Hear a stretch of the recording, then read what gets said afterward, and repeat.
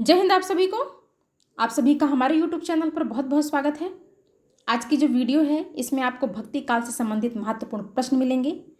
अगर वीडियो पसंद आए तो लाइक कीजिएगा। चैनल पर पहली बार हैं और आप भी हिंदी साहित्य संबंधित तैयारियां कर रहे हैं तो चैनल को सब्सक्राइब करके बेल आइकन जरूर प्रेस कीजिएगा ताकि आने वाली हर वीडियो आप तक पहुँचती रहे। तो प्रश्नों को देखते हैं। पहला प्रश्न है कि आचार्य शुक्ल ने भक्ति काल की समय सीमा क्या मानी है?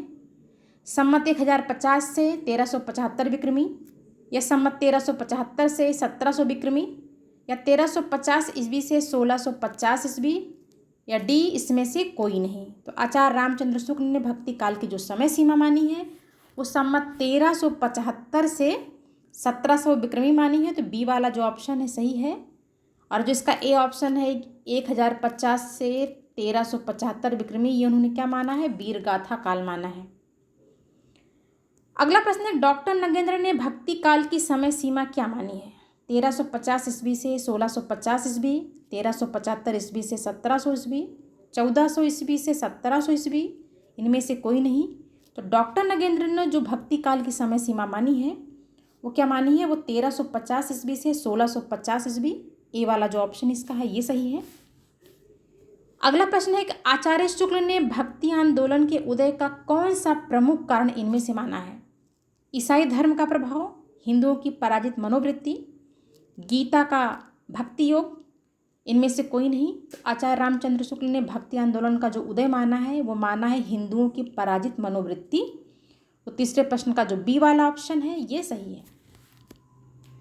अगला प्रश्न है कि भक्ति भावना का मूल स्रोत भारत के किस भाग में माना गया? उत्तर भारत, दक्षिण भारत, महाराष्ट्र, पश्चिमोत्तर भारत। तो भक्ति भावना का जो मूल स्रोत माना गया वो दक्षिण भारत माना गया है। तो चौथे प्रश्न का जो बी वाला ऑप्शन है ये सही है। अगला प्रश्न है कि इनमें से कौन सा कथन असत्य है? भक्ति आंदोलन हिंदुओं की पराजित मनोवृत्ति की उपज है, या भक्ति आंदोलन तत्कालीन धार्मिक परिस्थितियों की उपज है, या दक्षिण से आती हुई भक्ति की धारा को पनपने के लिए उपयुक्त परिस्थितियां उत्तर भारत में थीं, या भक्ति भावना ईसाइयों से हिंदुओं को प्राप्त हुई। तो इसमें से जो कथन है डी वाला ये गलत है, बाकी तीनों कथन सही हैं। तो पांचवें प्रश्न का डी वाला जो ऑप्शन है वो इसमें गलत है। अगला प्रश्न है अद्वैत वेदांत का प्रचार किसने किया? शंकराचार्य, महावीर स्वामी, वल्लभाचार्य, महात्मा बुद्ध। तो अद्वैत वेदांत का जो प्रचार है वो शंकराचार्य ने किया। तो सिक्स प्रश्न का ए वाला जो ऑप्शन है ये सही है। अगला प्रश्न है कि कबीर काव्य में उपलब्ध कुंडलिनी योग के शब्द किसके प्रभाव से गृहीत हैं? सिद्ध संप्रदाय, नाथ पंथ, बौद्ध धर्म, वेदांत योग। तो कहा जाता है जो कबीर दास थे वो नाथ पंथ से बेहद ही प्रभावित थे। तो इसलिए जो है ऐसा माना जाता है कि कुंडलिनी योग के जो शब्द हैं वो कहाँ से प्रभावित हैं? वो नाथ पंथ से प्रभावित हैं। तो सातवें प्रश्न का बी वाला ऑप्शन सही है। अगला प्रश्न है कि इनमें से कौन संत कवि नहीं है? कबीरदास, गुरु नानक, सुंदरदास, ईश्वरदास। तो इसमें से जो है कबीरदास भी संत कवि हैं, गुरु नानक भी हैं, सुंदरदास भी हैं, लेकिन ईश्वरदास जो हैं ये संत कवि नहीं हैं, ये सूफी कवि माने जाते हैं और प्रेम मार्गी धारा के कवि माने जाते हैं। अगला प्रश्न है कि कबीर के गुरु का नाम क्या था? रैदास, रामानुजाचार्य, रामानंद, संत प्रेमानंद। तो कबीरदास के जो गुरु का नाम था वो रामानंद था। तो नौवें प्रश्न का सी वाला ऑप्शन सही है। रैदास जो थे वो मीरा के गुरु माने जाते हैं और जो रामानुजाचार्य हैं ये रामानंद के गुरु माने जाते हैं। अगले प्रश्न को देखते हैं। अगला प्रश्न है संत कवियों ने वैदिक परंपराओं की आलोचना किसके प्रभाव से की? बौद्ध धर्म, जैन धर्म, नाथ पंथ, शाक्त संप्रदाय। तो संत कवियों ने वैदिक परंपराओं की जो आलोचना की है वो बौद्ध धर्म से प्रभावित होकर उन्होंने किया था।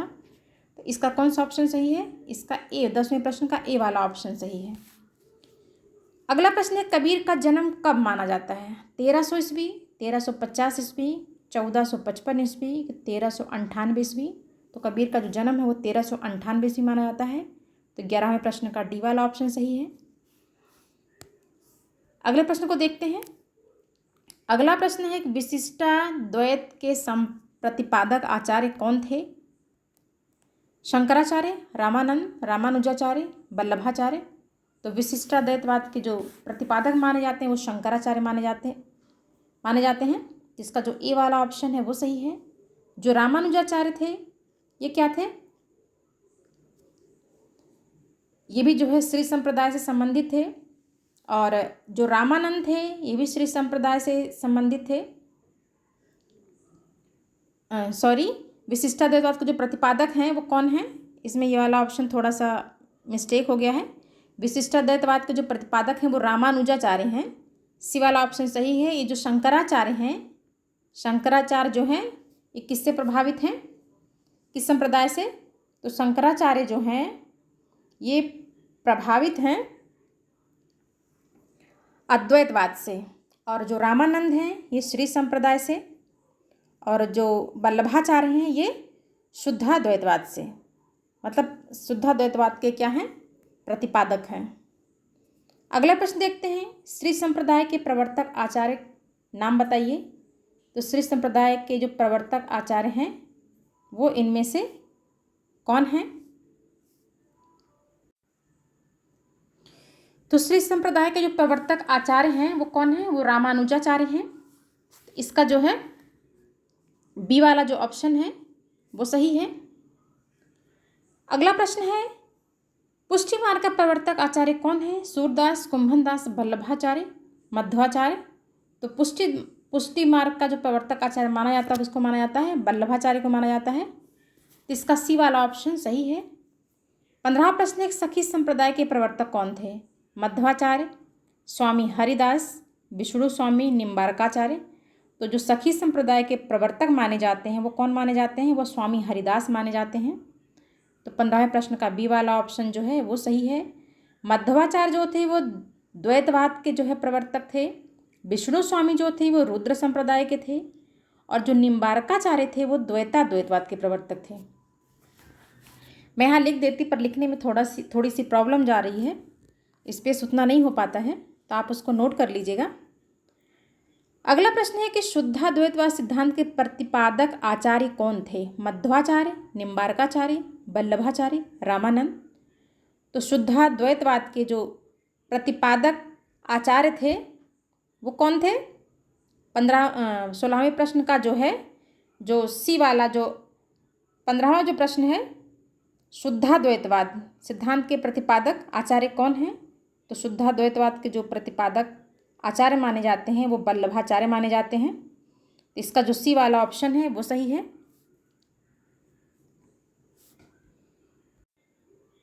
अगला प्रश्न है,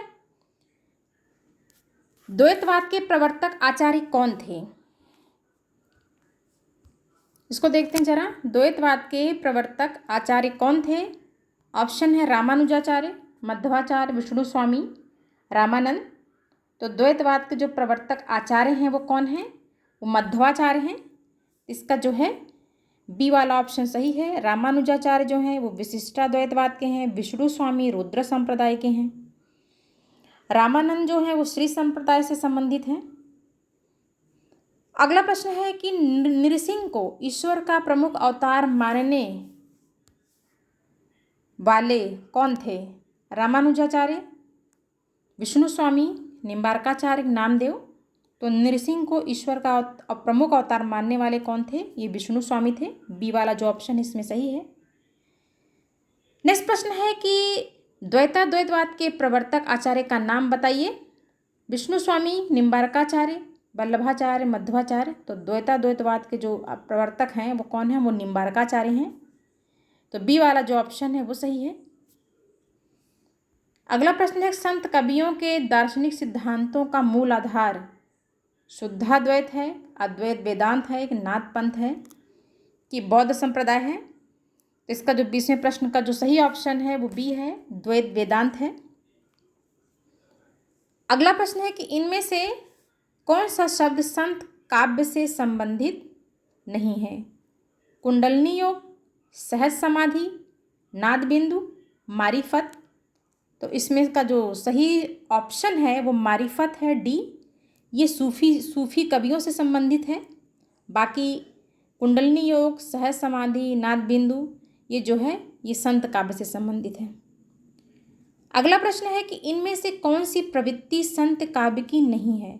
गुरु की महत्ता, रहस्यवादी भावना, आडंबरों का खंडन, वर्ण व्यवस्था का समर्थन। तो इसमें का जो डी वाला ऑप्शन है ये जो है ये क्या है, ये संत काव्य की जो क्या है प्रवृत्ति नहीं मानी जाती है। बाकी सभी संत काव्य की प्रवृत्तियां मानी जाती हैं। अगला प्रश्न है कि वल्लभाचार्य के पुत्र का क्या नाम था? संत हरिदास, गोसाई मलूकनाथ, गोस्वामी विट्ठलनाथ, नंददास। तो वल्लभाचार्य के जो पुत्र थे वो कौन थे? वो गोस्वामी विट्ठलनाथ थे। इसका जो सी वाला ऑप्शन है ये सही है। अगले प्रश्न को देखते हैं। बंगला भाषा में रचित राम कथा का नाम क्या है? कृतिवासी रामायण, आध्यात्म रामायण, रंग रामायण, भास्कर रामायण। तो बंगला भाषा में जो रचित राम कथा का जो नाम है वो क्या है? वो है कृतिवासी रामायण। तो कौन सा ऑप्शन सही है? 24वें प्रश्न का पहला वाला ऑप्शन सही है।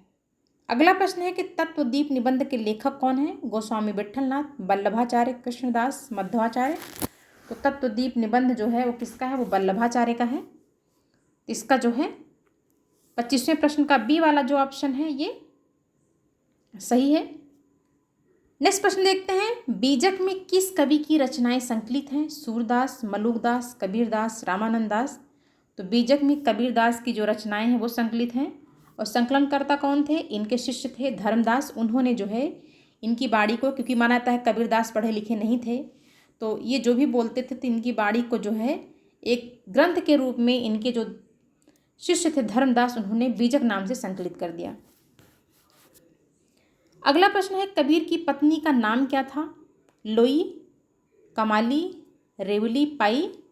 ये प्रश्न जो है पिछले साल जब टीजीटी का एग्ज़ाम हुआ तो पूछा गया था कि कबीरदास की पत्नी का नाम बताइए। तो इसमें कौन है? लोई है। ए वाला जो ऑप्शन है वो सही है। अगला प्रश्न है कि इनमें से रामानंद का शिष्य कौन नहीं है? कबीर, पीपा, धन्ना, चतुर्भुजदास। तो इसमें से कबीर भी रामानंद के शिष्य हैं, क्योंकि रामानंद के 12 शिष्य थे, तो उनमें से कबीर भी थे, पीपा भी थे, धन्ना थे। पर चतुर्भुजदास जो थे ये जो है नहीं है, ये जो है अष्टछाप कवियों में गिने जाते हैं। अगला प्रश्न है कि रामानंद का समय इनमें से क्या है? 1368 से 1468 ईस्वी, या 1550 से 1648 ईस्वी, या 1250 से 1325 ईस्वी, या 1650 से 1740 ईस्वी। तो जो 29वां प्रश्न है, 29वें प्रश्न का जो सही आंसर है वो है ए, 1368 ईस्वी से लेकर 1468 ईस्वी माना जाता है। ए वाला जो ऑप्शन इसका है ये सही है। 30वां प्रश्न है गुरु नानक का जन्म किस सन में हुआ था? 1520 ईस्वी में, 1450 ईस्वी में, कि 1469 ईस्वी में, 1505 ईस्वी में। तो जो गुरु नानक का जो जन्म था वो कब हुआ था? वो 1469 ईस्वी में हुआ था। तो 30वें प्रश्न का सी वाला जो ऑप्शन है ये सही है। अगला प्रश्न है कि इनमें से कौन संत नहीं है? हरिदास निरंजनी, दादू दयाल, मीराबाई, सुंदरदास। तो इनमें से जो मीराबाई हैं ये जो हैं संत नहीं हैं, बाकी हरिदास निरंजनी, दादू दयाल, सुंदरदास ये तीनों लोग संत हैं। अगला प्रश्न है हरडेवाड़ी के रचयिता कौन है? गुरु नानक, दादू दयाल, मलुकदास, रैदास। तो हरडेवाड़ी जो ग्रंथ है वो किसका है? वो दादू दयाल का ग्रंथ है। इसका जो बी वाला ऑप्शन है 31वें प्रश्न का ये सही है। 32वां प्रश्न है कि हरडेवाड़ी के रचयिता कौन? ये यहाँ पे ऑप्शन लग गया था, दादू दयाल। अगला प्रश्न है कि समाधि जो ग्रंथ किस संत कवि की रचना है? रैदास, हरिदास निरंजनी, मलुकदास, दादू। तो इसका जो सही आंसर है वो है हरिदास निरंजनी। समाधि योग ग्रंथ किसकी है? हरिदास निरंजनी की है। तो इसका बी वाला जो ऑप्शन है वो सही है। नेक्स्ट प्रश्न है कि सुंदर ग्रंथावली का संकलन किसने किया? बाबू श्याम सुंदरदास, रामचंद्र शुक्ल, पुरोहित हरिनारायण शर्मा, गोविंद रजनीश। इसका जो सही आंसर है वो क्या है? वो सी है, पुरोहित हरिनारायण शर्मा।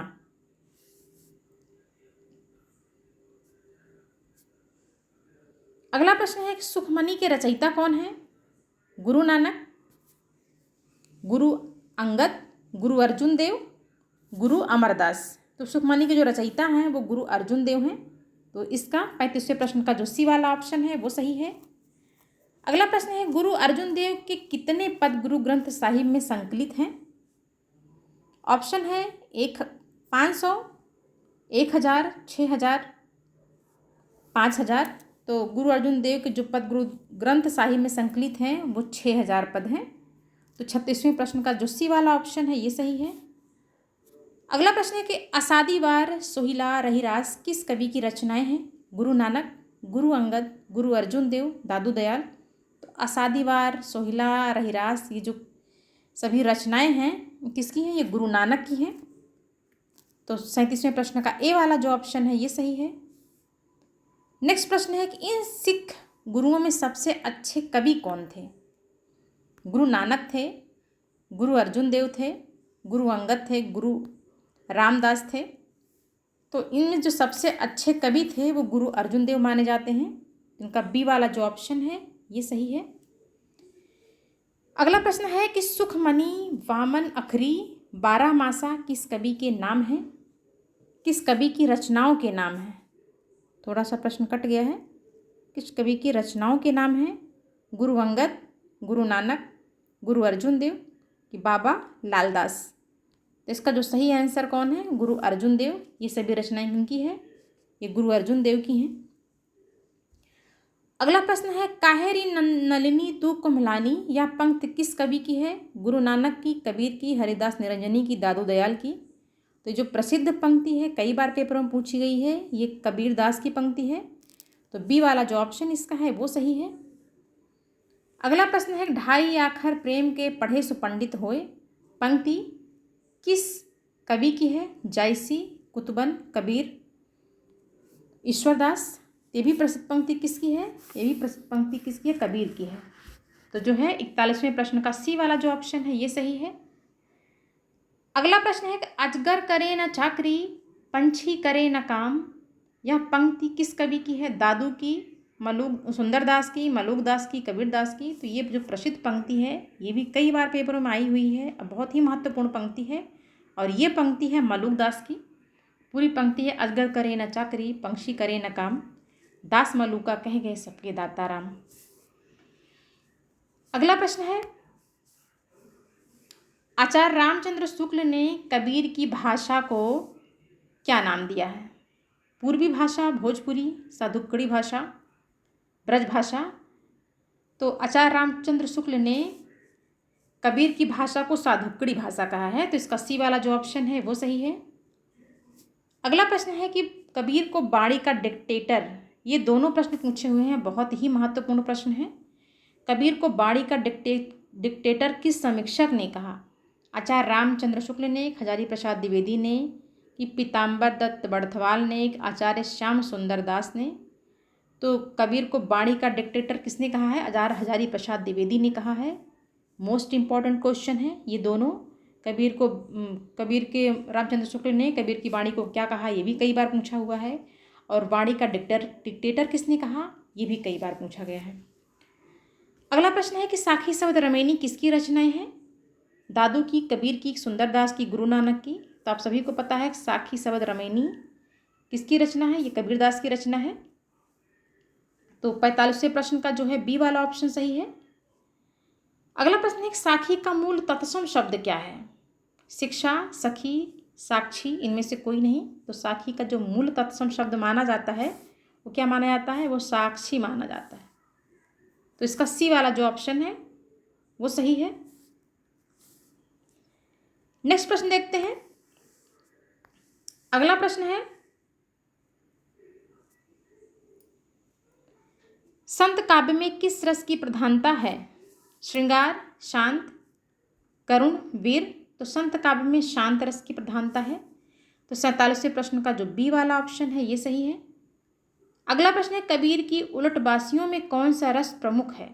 वियोग श्रृंगार, अद्भुत रस, शांत रस, करुण रस। तो इनकी उलटबासियों में अद्भुत रस है। तो इसका बी वाला 48वें प्रश्न का बी वाला ऑप्शन सही है। नेक्स्ट प्रश्न है कि अवधू गगन मंडल घर कीजे यह पंक्ति किस कवि की है? गुरु नानक की, गोरखनाथ की, कबीर की, रैदास की। तो अवधू गगन मंडल घर कीजिए, ये जो पंक्ति है ये गोरखनाथ की पंक्ति है। तो कौन सा ऑप्शन सही है 49वें प्रश्न का? बी वाला जो ऑप्शन है ये सही है। सॉरी, इसका जो है गोरखनाथ नहीं होंगे, इसके कौन होंगे? इसके कबीर होंगे। अवधू गगन मंडल घर कीजिए किसकी पंक्ति है? कबीर की पंक्ति है। अगली पंक्ति है जो बहुत ही महत्वपूर्ण है। अगली है प्रभु जी तुम चंदन हम पानी, किसकी पंक्ति है? ये प्रश्न पता नहीं कितनी बार पेपरों में पूछा हो गया, परीक्षा की दृष्टि से बेहद ही महत्वपूर्ण है। और इसमें लोग अक्सर गलतियां करते हैं कि इसको ज़्यादातर ऑप्शन में अगर गुरु नानक देता है, ज़्यादातर लोग गुरु नानक लगा के चले आते हैं। तो इस प्रश्न को थोड़ा ध्यान से देखिएगा कि प्रभु जी तुम चंदन हम पानी किसकी प्रसिद्ध पंक्ति है? मीराबाई की, रैदास की, मलुकदास की, कबीर की। तो इसकी जो प्रभु जी तुम चंदन हम पानी जो ये पंक्ति है किसकी है? ये रैदास की पंक्ति है। बी वाला जो ऑप्शन है इसका ये सही है। तो आज की वीडियो में 50 प्रश्न ही, बाकी प्रश्नों को हम नेक्स्ट वीडियो में करेंगे। वीडियो पसंद आई हो तो वीडियो को लाइक कीजिएगा। चैनल पर पहली बार हैं और आप भी हिंदी साहित्य संबंधित तैयारियां कर रहे हैं तो चैनल को सब्सक्राइब कीजिएगा। धन्यवाद।